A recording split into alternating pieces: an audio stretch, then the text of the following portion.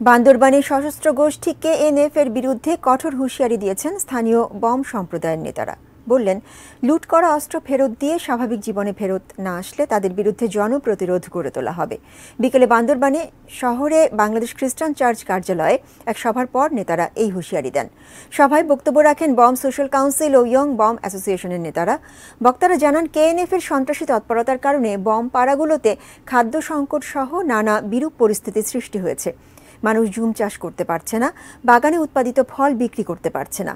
এই অবস্থায় বম নেতারা কেএনএফ সদস্যদের ব্যাংক থেকে লুট করা 14টি অস্ত্র ফেরত দিয়ে সন্ত্রাসী তৎপরতা ছেড়ে স্বাভাবিক জীবনে ফিরে আসার আহ্বান জানান। নতুবা তাদের বিরুদ্ধে বম পাড়াগুলোতে প্রতিরোধ গড়ে তোলার হুঁশিয়ারি দেন নেতারা। সশস্ত্র সংগঠন কুকিচিন ন্যাশনাল ফ্রন্ট কেএনএফ এর সোনালী ও কৃষি ব্যাংকে হামলার পর সেনা অভিযানে এখন পর্যন্ত 78 কেএনএফ সদস্য গ্রেপ্তার ও 3 জন নিহত হয়েছেন।